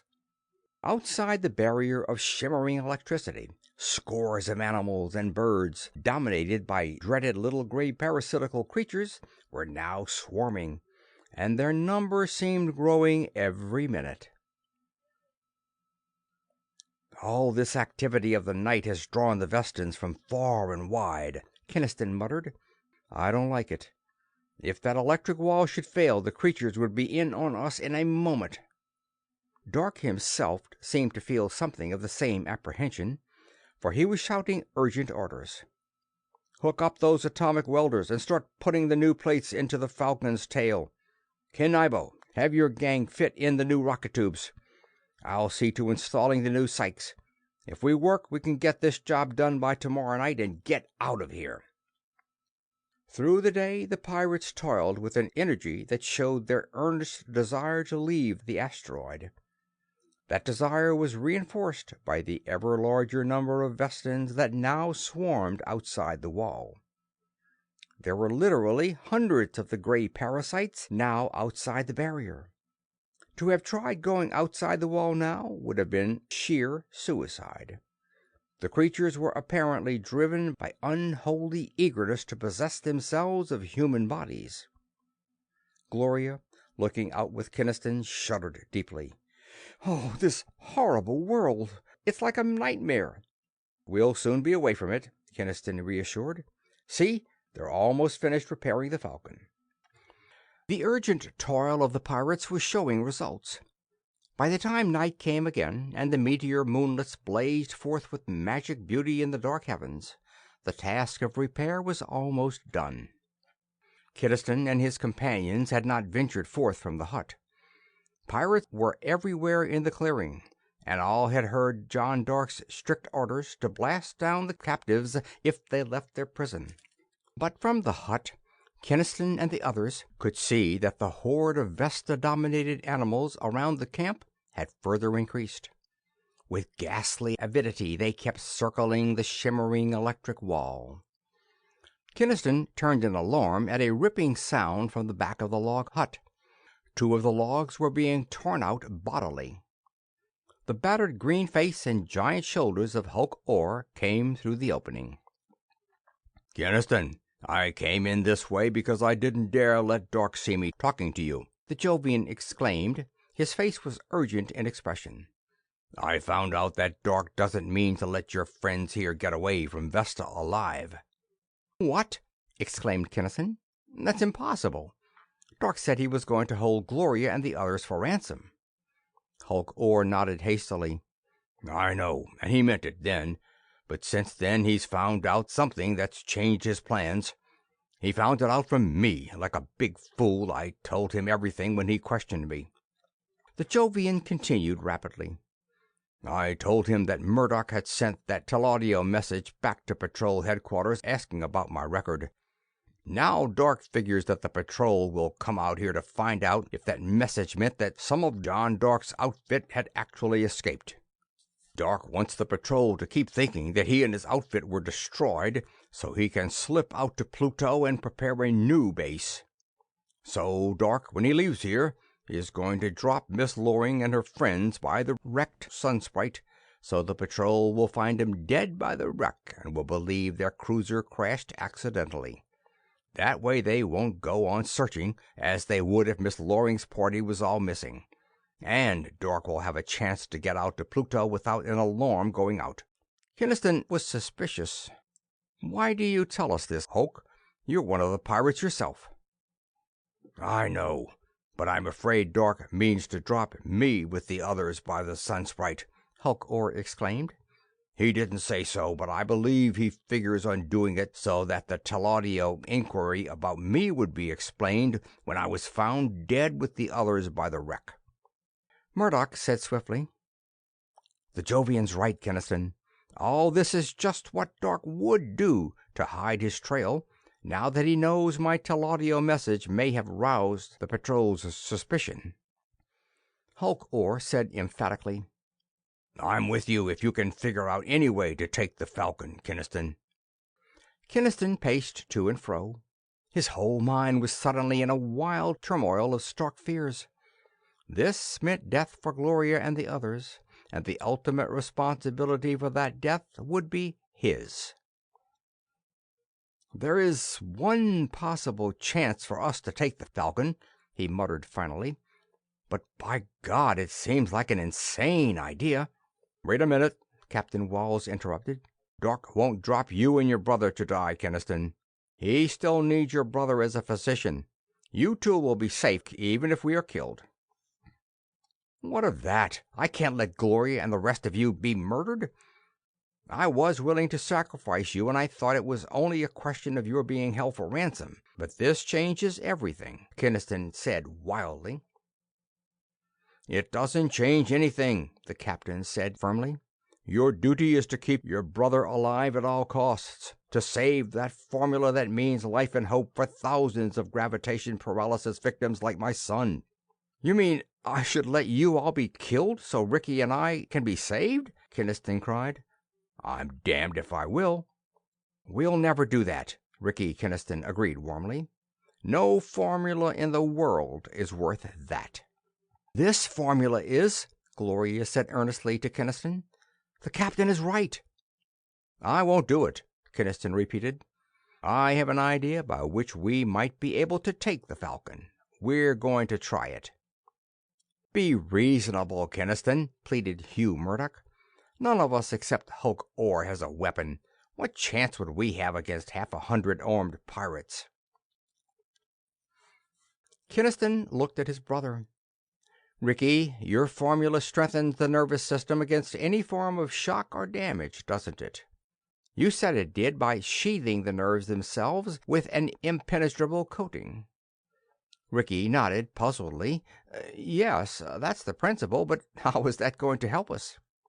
"The Vestans," Kenniston reminded, seize control of their victims by inserting those tiny needle antennae of theirs into the victim's nerve system to establish contact. Wouldn't your formula insulate the nerves against such contact? Wouldn't it make a man immune to Vestan attack?" "Why, it would," Ricky declared wonderingly. "I never thought of it, yet it's entirely logical." "Then," Kenniston said swiftly, "I want you to give every one of us, including yourself, an injection of the formula right now." The driving purpose in his voice brushed aside all their bewildered questions and objections. Hastily, Ricky prepared his hypodermics and rapidly made an injection of the milky fluid into the big nerve centers in the neck of each of them. Kenniston did the same for Ricky himself. "We should be immune now to Vestan attack," Kenniston said prayerfully. "But what good's that going to do us?" Hulk-Or demanded. "Are you figuring to try and escape into the jungle?" "No, I'm figuring on taking the Falcon by using the Vestans," Kenniston replied.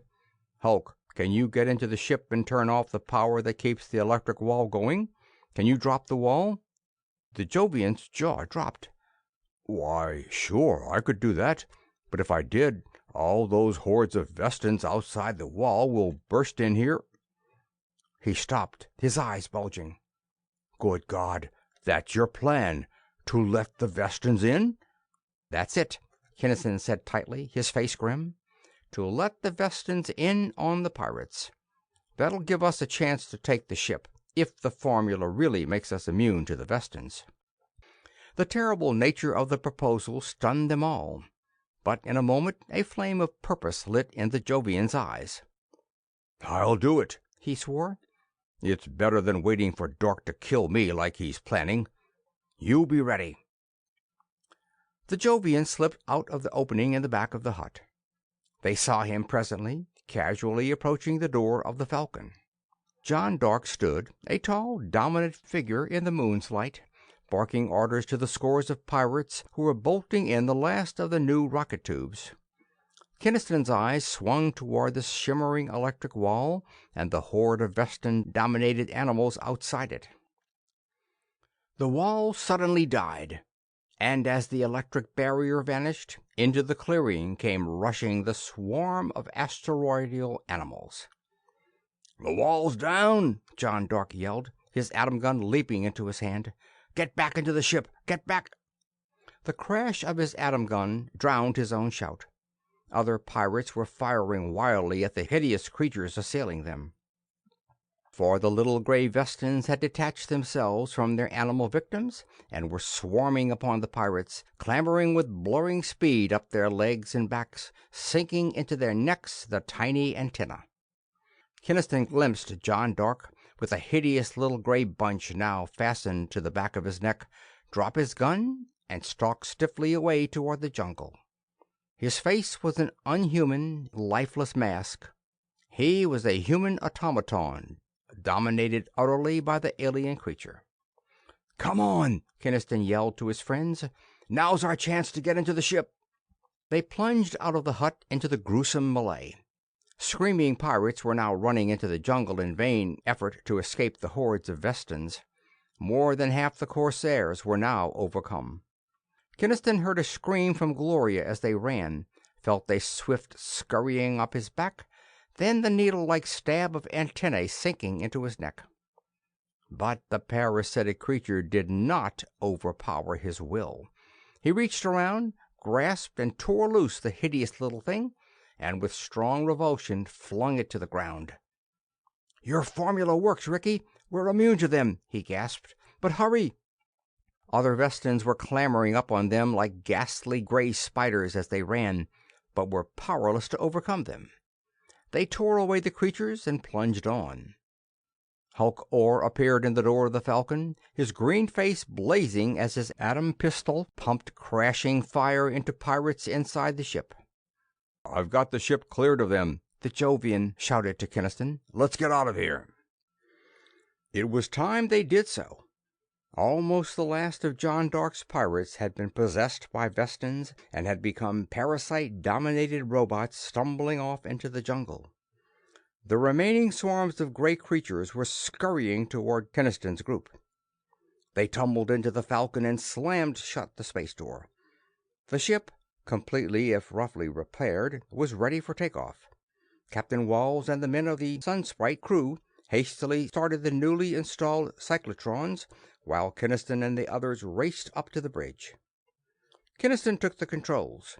He sent the big black pirate ship leaping up into the darkness upon flaming keel and tail jets, and then it climbed steeply toward the wonderful sky of countless rushing moonlets. By the time an hour had passed, the Falcon had groped out through the periodic break in the meteor swarm around the asteroid, and it was throbbing at steadily increasing speed out into the vault of space away from the world with 1,000 moons. "We'll head for Mars," Kenniston told the others. "We can report there to the patrol." "If you don't mind," Hulk Orr put in hastily, "I'd just as soon you dropped me at some asteroid before then. I've no desire to meet the patrol." Captain Walls told the Jovian, "Nonsense. After what you've done, you'll get a full pardon from the patrol." "You can count on it," Hugh Murdoch told the doubtful Jovian. "We have some influence back on Earth." "Well, I guess I'll have to go honest then," sighed Hulk Orr. "All the real pirate outfits are gone now anyway." He shook his head heavily as he walked away. "The system sure isn't what it used to be." Captain Walls was asking Ricky earnestly, "You're quite sure your formula will cure my son? All these years I've hoped and prayed." "I'm certain," Ricky smiled. "Within a few weeks after we get to Earth, gravitational paralysis will be a thing of the past." They moved off with the others, but Gloria lingered in the bridge with Kenniston. "Where will you be going after we get back?" she asked him quietly. "Oh, back to space," he answered, a little uncomfortably. "There's nothing to hold me on Earth now that Ricky's work has succeeded." "Nothing to hold you on Earth?" Gloria repeated. "That, I would say, is about the most ungallant speech on record." He flushed. "You don't mean that night on the Sunsprite? You aren't in earnest, surely?" "Your passionate proposal is accepted," Gloria said calmly. Kenniston was aghast. "But I didn't propose. I mean, I do love you, and you know it. But you're an heiress, and I—" "We'll have all the way back to Mars to argue that out," she told him. "And I have an idea you'll lose." Kenniston had the same idea. End of Chapter 6. End of The World with 1,000 Moons.